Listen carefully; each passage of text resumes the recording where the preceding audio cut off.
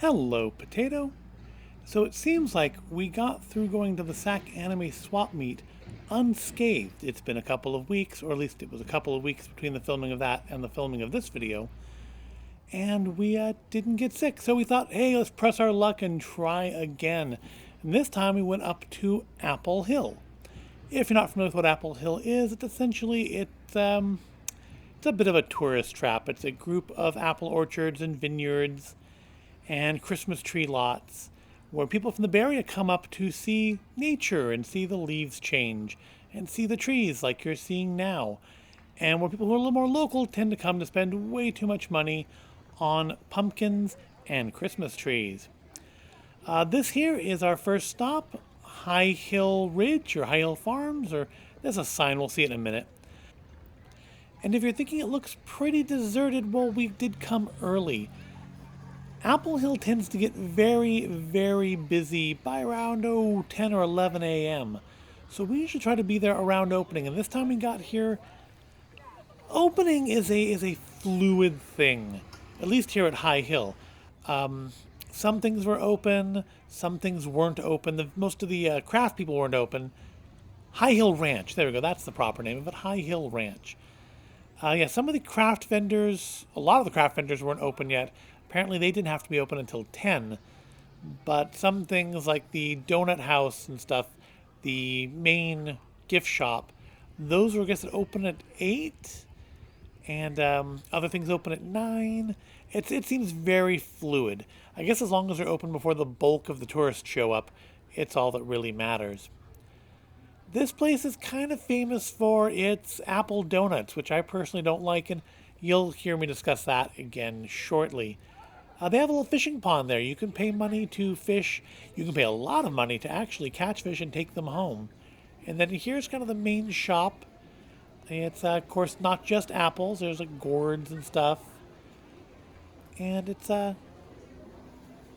thing people come up and do. Over here, that's where you get the donuts. They also have the caramel apples there. And they have some savory things too, but that area wasn't open.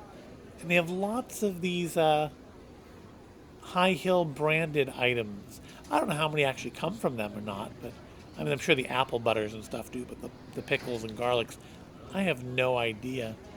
They used to have a whole rack right here of just hot sauces, like different kinds, a lot of the touristy ones that are just like meant to hurt you. And they seem to have got rid of a lot of that and swept over more towards their own branded stuff. I don't remember them selling wine. It's been a couple of years since we've come to this to Apple Hill. I don't remember them selling wine before, but this one does now. I know the one we're going to see next has had wine for years. We have some bottles of their wine, but I didn't know High Hill had it. And of course you can have apples without caramel. You have to have the caramel apples. And the caramel apple window was actually not open yet, but you could still buy some here, I guess, that were probably packed up the previous day. And then we have some jerkies and more spreads and wines and things to give as gifts and things for tourists. They had frog balls. Of course, I had to stop and get a picture of that. And no, I didn't buy any because they're actually Brussels sprouts. I think I might have been more likely to try them if they were made of actual frog. But I know what Brussels sprouts taste like, and I don't care for them. Here we see a couple people prepping the caramel apples for the day. Don't want to get their faces or anything if I can avoid it. And there's stuff they've already prepared. They have a big sign up here that says, "We do not slice apples." That seems to be a thing. I saw that at a couple other places too, that I guess they won't slice up the caramel apple for you. So I guess if you don't want to eat it like as an apple, either bring it home or bring your own knife. There we go. There they are, packing the apples into the cups for the day. We were actually standing here waiting because I had ordered something which we'll look at in a minute. And it took a long time to make for some reason. But it got made, and we're coming up onto my discussing it with you very shortly now. So all I have to do is pad out a few more seconds, and then we'll jump to me in the past and see what I said then. All right, so we are here at High Hill Ranch, and I did find something interesting to try to eat. This is an apple fritter ice cream sandwich. And given that it's 47 degrees out here, I'm probably going to regret this very shortly. But they're pretty well known here for their apple donuts, which are, from my point of view, not great. But apple fritters are okay. Which, yeah, go figure why I think one's okay and not the other. But this is the apple fritter donut. I don't know how much it cost. I know it took longer to make than I would have expected. But let's give it a try. It's an apple fritter with what looks like some vanilla ice cream jammed in the middle of it.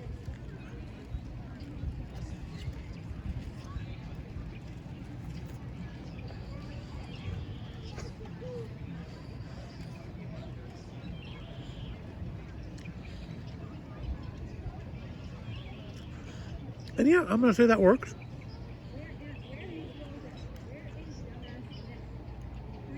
I don't know why I like apple fritters and not apple donuts. Yep, that's a decent thing. So you find yourself up here, maybe give one a try. I don't remember seeing this on their menu before, so maybe it's a new addition for people who want a little extra calories with their extra calories. Moving on, we head up towards the Fudge Factory. I guess there was a legal issue at some point a number of years back because you have to go through High Hill to get to Fudge Factory, but they're not, I guess, affiliated. I wonder if maybe at some point they were. But for a long time, there was a big sign on the fence here that said that they were not part of High Hill Ranch. And of course, being as early as we are, they're not actually open yet, but we still thought we'd come up and take a look, at least at the building. And yeah, it looks like they're, of course, due to things, not letting a lot of people in at the time when they are open. So it may not have been worthwhile trying to get shots of it anyways, even if they were open. It just would have been a queue, and I think it looks like they're allowing like one group in at a time, because it's not very big inside. This disappointed me. Fry bread. I haven't had fry bread in years. I used to get that at the fair as a kid. I love fry bread. And you don't see it very often. And unfortunately, they weren't open yet either, so I didn't get any fry bread. Oh well. I'll keep on the lookout for it, though. Heading back down to High Hill, took a walk around the little fishing pond where the waterfowl are just sitting, and they're not afraid of humans at all because I'm sure people give them donut crumbs and stuff all the time. And while we're down here, why don't we take a look at some of the trees, because that's what we come here for, right? To look at trees, to look at nature, sort of domesticated nature with roads running through it. Just enjoy that for a moment. So we decided to go check out the most of the craft area in the craft barn, country barn, crafter's barn, that's it. And unfortunately, everything in there has signs out saying no photos, so that's where we'll cut that off and go to the other side where you see, again, a lot of the vendors aren't ready to open yet. A lot of ornaments and a lot of Christmas-themed stuff. I guess at least parts of Apple Hill are open all year round, but a lot of stuff focuses on Christmas because that's the season that people come here.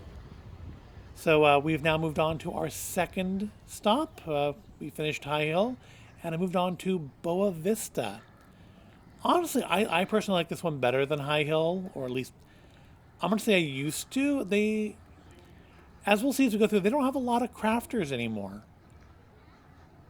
But they do have they also got rid of like the thing that I always would get from here, and again, we'll talk about that in a second.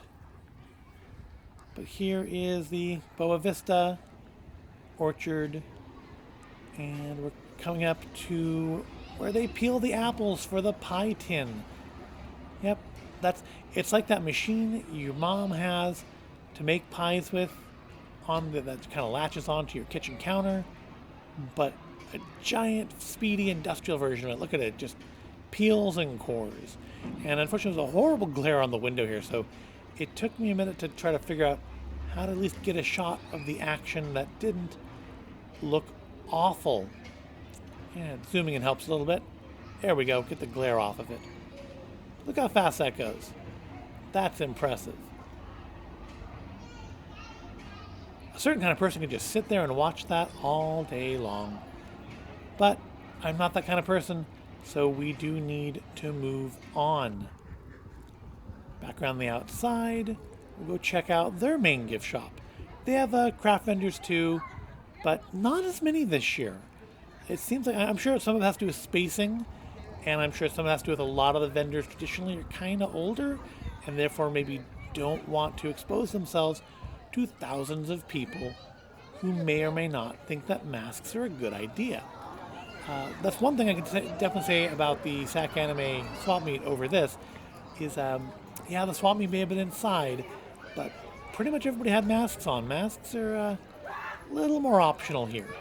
And just largely you're outside, but you're also, especially if you come later in the day when it's busier, you're gonna be cramped close together. Again, kind of like with High Hill, but more so, they sell things other than just apples. I kind of feel like they're trying to get the, here's the bargain table for the apples that aren't so pretty, but are still just as edible. I kind of feel like they're trying to go after,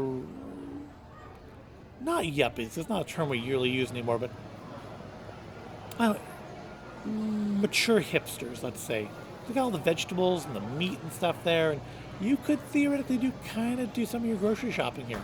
Not all of it, but some of it. And of course, there's the pie freezer, lots and lots of pies for you to take home and bake yourself.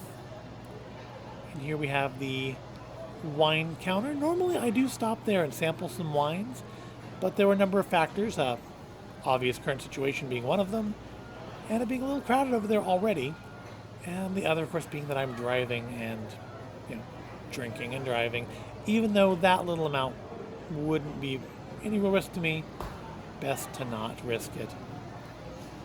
And over here we have some apple juices, and this is new. I don't know if they've had these before. It's been a couple of years since we've gone to Apple Hill, but they have beers and ciders now, which I was very, very tempted to buy, but I didn't. I was good. So here's the Pie Tin. That's the main pie shop for Boa Vista. It says it's closed, but they were serving people. I kind of want to try that blueberry sour cream apple sometime. I wonder if people just were lining up and they got sick of them staring at them through the window and just started serving them, or if they actually just forgot to switch the sign over. And we have more Boa Vista branded products. We've got candies and brittles and some El Dorado honey, and then more Boa Vista items. I did end up buying a spicy, I think it was a spicy garlic teriyaki sauce to try. And some more of the ciders and the beers. One thing I usually get out of, and actually it was out of this particular cooler here, is they used to carry the unpasteurized cider. And I'd get like a little bottle of that because we would never think to bring a cooler bag and some ice packs with us. But I'd get a bottle of the unpasteurized cider to drink while we were there. And they didn't have it this year. And I wonder if maybe they got like sued, if someone got sick from it, or if they just decided the risk wasn't worth it anymore. But it's a shame because I liked the unpasteurized cider. And here we have the cider press. I don't know how well you can see it, but there is some juice dripping off of there. I'm not sure if they were like just setting it up to use or just finished pressing. But, yep, there is some juice still dripping off of there. And, yeah, it's kind of an interesting thing to see. You don't see that every day unless, of course, you happen to work at a cider press. But, they're spraying water at us. We better get a move on. Over here, usually there was more crafting booths over here, or more booths, not necessarily crafting, but more booths over here. Like two or three more under the shed there, and like 5 or 6 out here, including a guy who did spray paint art. And they're all gone. They've been replaced with tables. The solar panels, I think, are new too, or at least new for the last couple of years. And I wonder if those tables are new just to spread out so people have a place to sit and eat and be properly distanced, or if they just couldn't sell the spaces, or if those were that way last year. Anyways, having finished there, we moved on to our next place, and while that metal horse is pretty awesome, that's not what we're there to see. We're there to see Abel's Acres. It's another one just like the others. It's a little bit smaller. It's smaller than the others. It didn't have as room for as many crafters, and it's a little more laser focused on kind of sweets on the inside. There's some apples, but it's a lot of candy apples or caramel apples.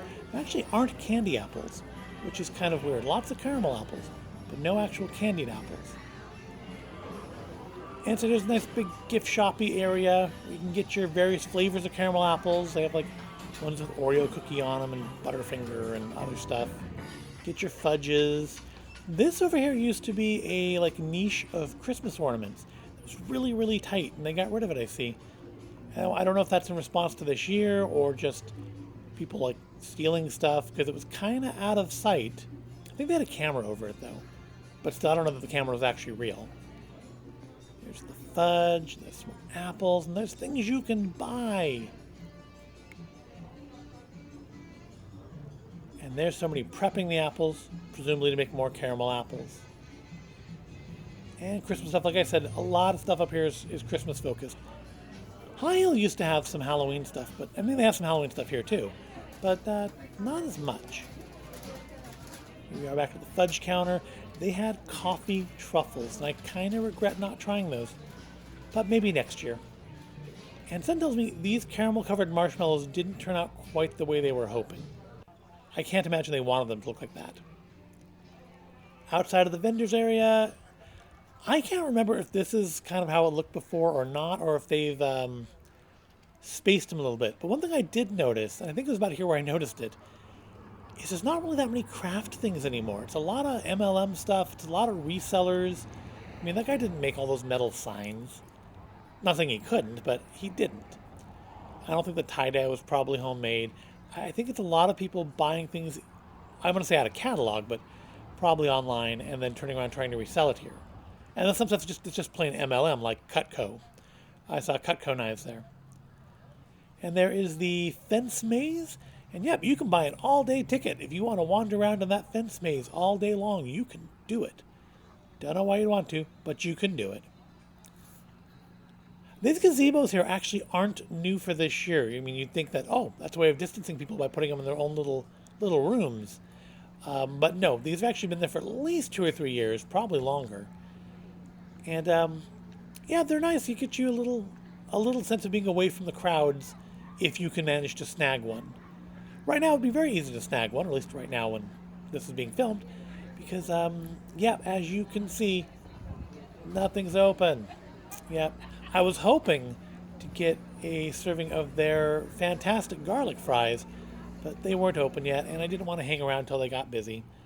So instead, let's take a look off the deck. Yep, over there you can pan for gold. Why not? And take a look at the trees again and the horses. Because again, we're up here to look at nature. We're up here to look at nature.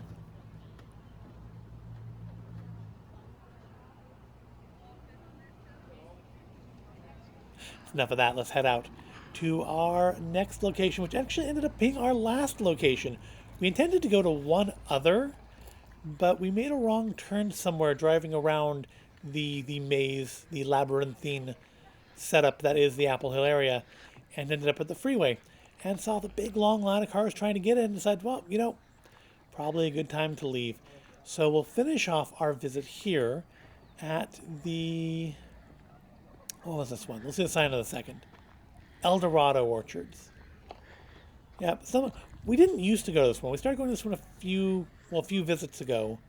And I found some interesting craft things here before. Not this time, but before.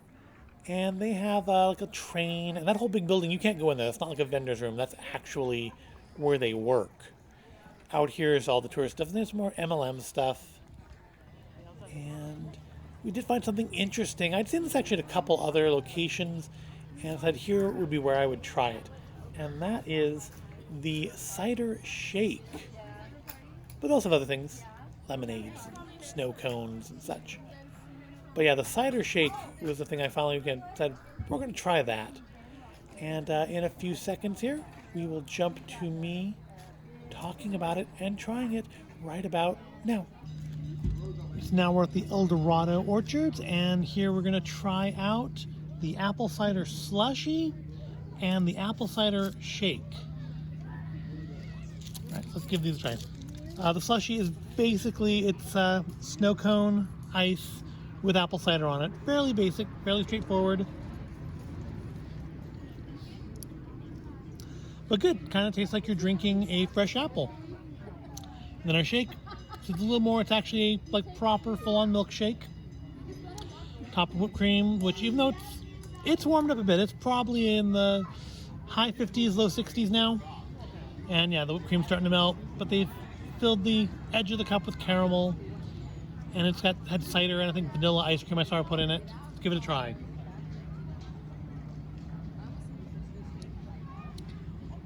Well, that's really flavorful. They've got, I think, some pie spice. Probably, I think it was some apple pie spice, actually. I saw her putting into this. So that's pretty good. Yeah, we're at, again, El Dorado Orchards here in front of the Apple Ridge Railroad. And going to enjoy a couple of beverages, then we'll move on. And in case we have a problem, the outhouse is right there. And that's going to about wrap our visit to Apple Hill up. There's just a couple seconds left here to go. Those two vendors were like really, really pushy. But yeah, this is the end of our visit.